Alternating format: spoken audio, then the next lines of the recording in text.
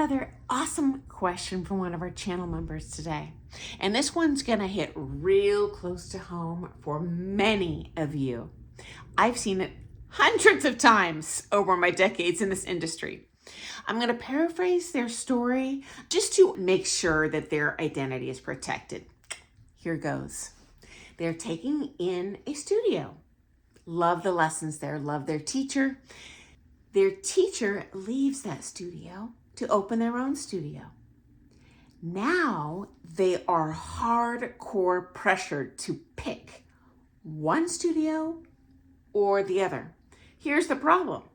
Friends are now the diaspora. Which friends are going to this studio? Which friends are going to that studio?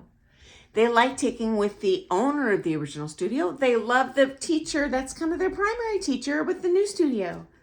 Lord love a duck. And to make things worse, very common, now that home studio teacher is talking smack about the person that left. They're pumping everyone with gossip of what are they up to, who's over there taking lessons, who's the enemy now.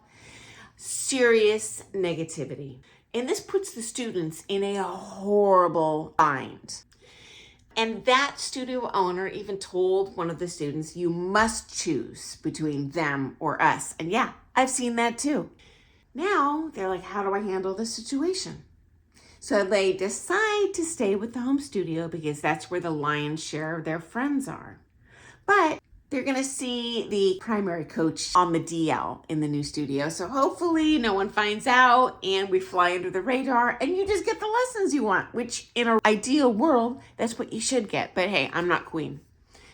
Yeah, in my opinion, the teacher doesn't own you, neither does the studio. But this person now learns that the teacher that they followed to this new studio is leaving town.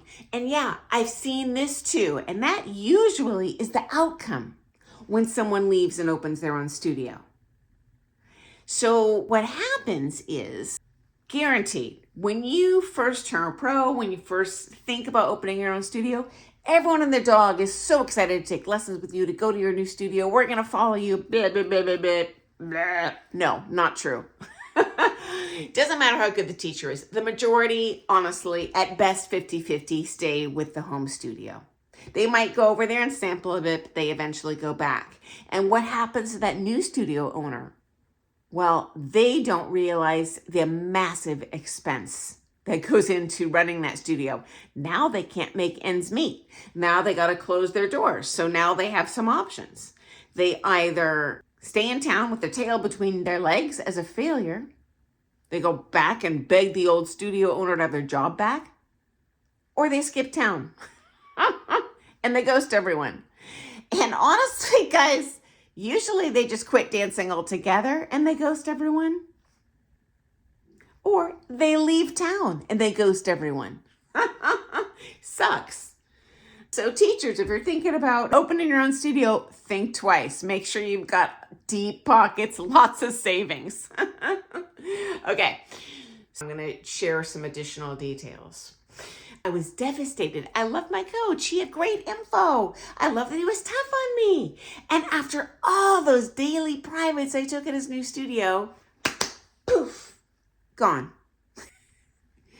We were close friends and they moved, but now, with the amount of money I spent, I wonder if I was taken advantage of.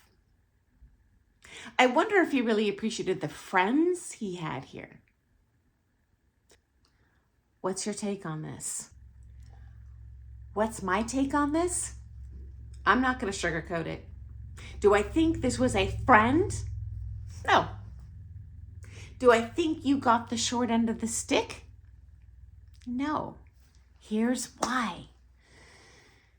This person gave you great dance lessons. You paid for dance lessons. They inspired you to work hard. They made you a better dancer. They've given you an asset for the money that you paid. It is a gift for your life you're taking away. Even if they die in a fiery car crash, you're a better dancer.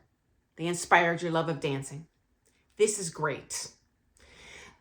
The reality is the vast majority of relationships I see in this industry are transactional. And there are some of us that genuinely cultivate friendships with their students, me included.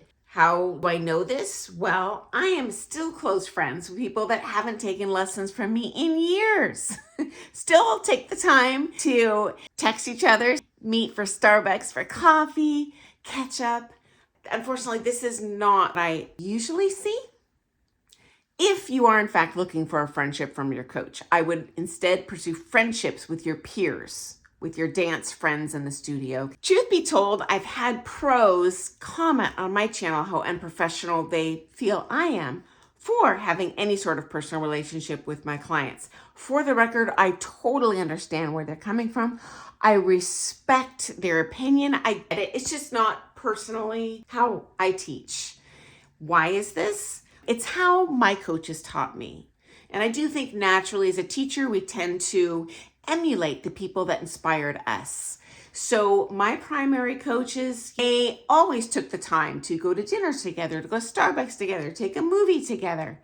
And these times were cherished opportunities to hear the unfair politics, the crazy stories that I'm able to share with you here on my channel. Because me, just like you in your dance lesson, I'm not talking about this ancillary stuff that's fascinating, entertaining, and it's going to affect your results. I'm just thinking about dance, technique.